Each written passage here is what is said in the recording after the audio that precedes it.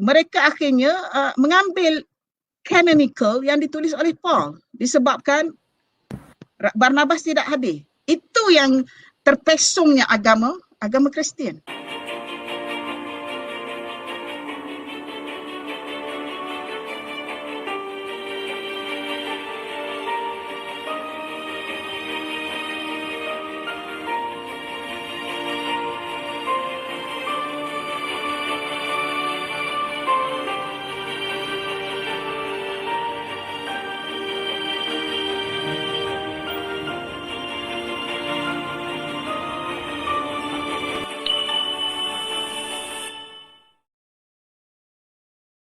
Soalan saya ialah mengapakah Injil Barnabas tidak diiktiraf oleh gereja Rom?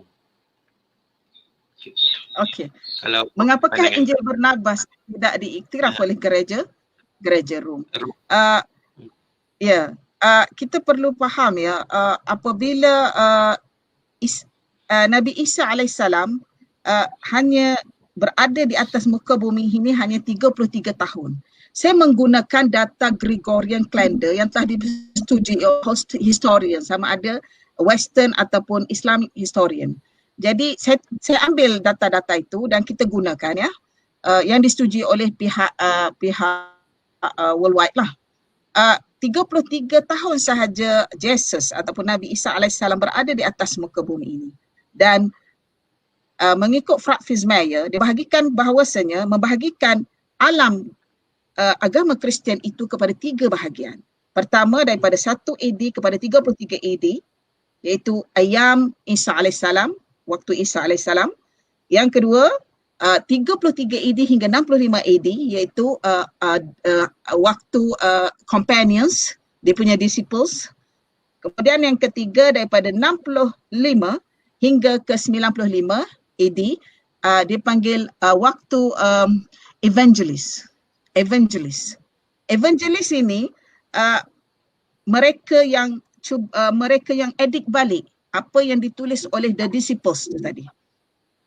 Okey. Saya nak balik kepada Barnabas tu, saya kena cerita dulu benda ni. Baru nampak dia punya tasalsul dia.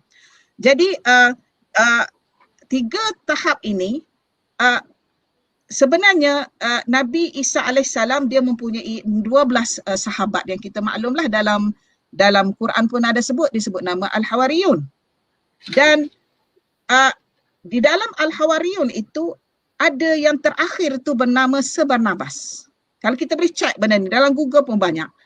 Barnabas ini ketika ini Paul tidak termasuk dalam Al-Hawariyun itu. Paul tidak termasuk. Dia ialah pertikaian antara Paul dengan Barnabas hakikatnya. Ya, dan Paul ini dia adalah Yahudi. Asalnya Yahudi, kemudian ataupun masuk agama Nasrani, kemudian minta diterima balik dan Barnabas terima balik. Pada hakikatnya kenapa boleh terjadi the canonical itu?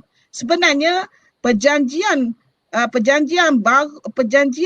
Injil itu, Gospel itu ditulis balik sesudah 300 tahun ketiadaan Nabi Isa alaihissalam. Ya, dan yang ditulis itu tidak termasuk Barnabas, sebab pada hari yang Barnabas nak pergi berbincang dengan majlis itu, bukan majlis Nigzah, sebab masa Barnabas itu belum lagi wujud majlis Nigzah. Majlis Nigzah muncul pada 325 tidak silap saya. Jadi dia telah dibunuh. Barnabas telah dibunuh. Jadi raja-raja Eropah, Raja Rom pada ketika itu dan juga termasuk Raja Estonia, tak silap saya Raja Estonia, yang ada dia punya antaranya Itali dan Rom semua tu, mereka akhirnya mengambil canonical yang ditulis oleh Paul disebabkan Barnabas tidak hadir. Itu yang terpesongnya agama Kristian. Mereka mengambil penulisan daripada Paul itu tadi, dan Paul ini ada juga pengikutnya. Dan Barnabas ini dia tulis apa yang daripada ajaran Nabi Isa alaihissalam. Jadi buku dia itu mengikut apa yang saya baca hilang begitu. Hilang. Barnabas itu. Bukunya hilang. Jadi secara rasminya bermula pada hari Barnabas itu dibunuh, maka diambil syariat daripada yang ditulis oleh Paul and the group. Okey. Disebabkan itulah sehinggalah ke Majlis Nikzah. Majlis Nikzah 325 AD ya. Saya bercakap dalam AD sekarang bukan BC sebab dia sesudah Nabi Isa alaihissalam.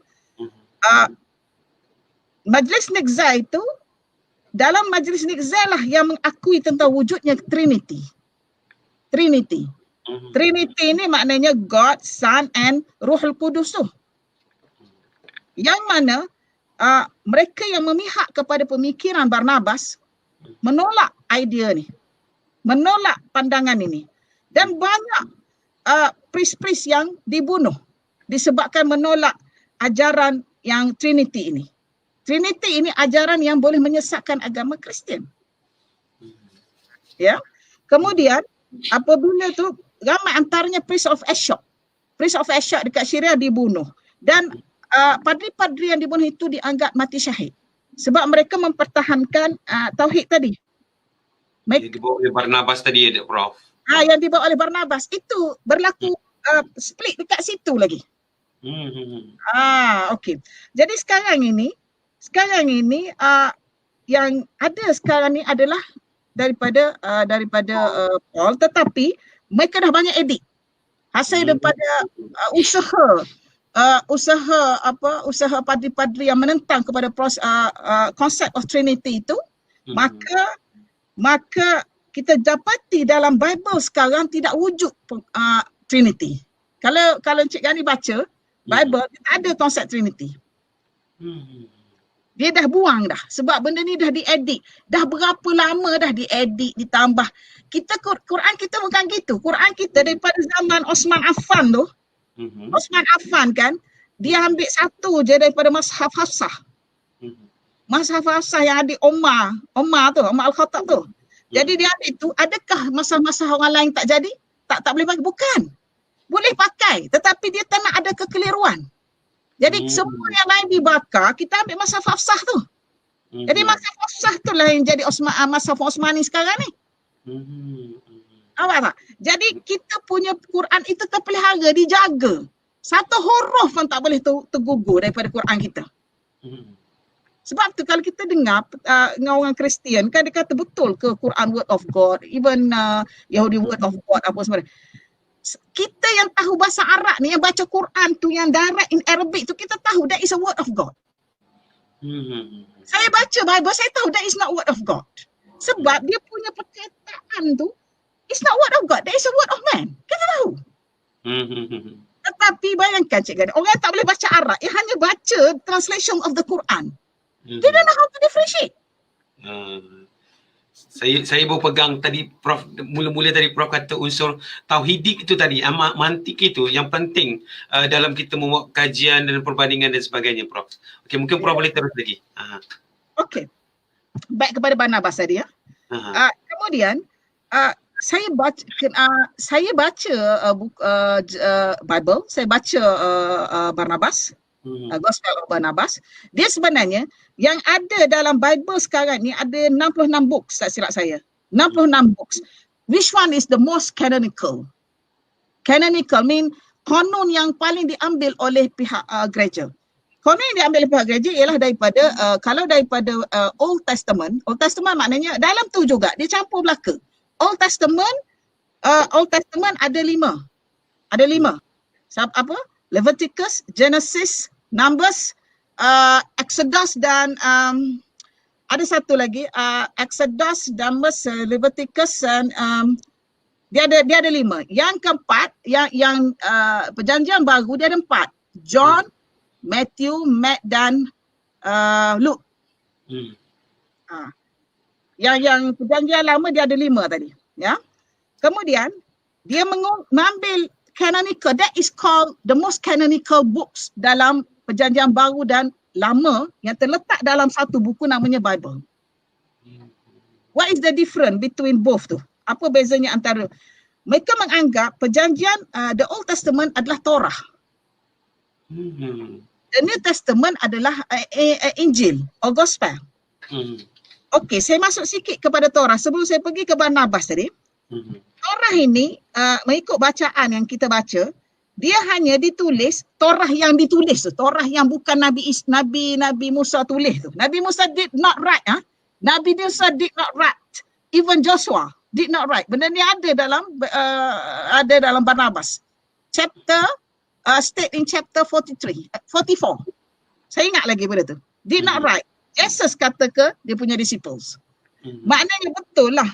Torah yang ditulis itu ditulis sesudah kewafatan Nabi Musa AS 700 tahun. Kalau kita ikut dia punya line yang saya buat Ansabul Bashar itu ataupun Adam's Genealogy itu, kewafatan Nabi Musa daripada 1000 BC. Dia anggap 1000 BC lebih kurang. Nabi Daud 1200. Dia ada kata Nabi Daud dengan Nabi Musa ni lebih kurang je dekat. Cuma Nabi Musa di Mesir, Nabi Daud dekat Palestin. Ya. Jadi dia wafat 700 tahun sesudah kewafatan Nabi Musa AS, barulah the priest tu tulis balik. Rabbis tu tulis balik apa yang disebut oleh Nabi Musa AS. Lepas tu dia claim, dia kata inilah Torah. Dia tulis dalam bahasa apa? Persoalannya. Lepas tu dia kata Nabi Musa AS Torahnya dalam bahasa Hebrew. Saya tak percaya dalam bahasa Hebrew. Mana mungkin bahasa Hebrew pada kita? Bahasa apa tarikh Hebrew itu? Kalau kita faham dia kata Hebrew itu translate daripada Ibrani. Itu dia punya translation. Ibrani ni awal lagi. Sebab saya buat genealogi, kita nampak tahu cerita macam cermin tau. Ya. Di satu kronologi masa ya Prof. Ya, saya boleh berdebat benda tu. Dan saya dapati nabi-nabi bukannya daripada bangsa Yahudi. Bukan. Mereka adalah Proto Arab. I can challenge that. Itu satu dapatan dan hujahan yang menarik petang ni Prof. Yang mungkin lepas ni nanti kita boleh kembangkan lagi.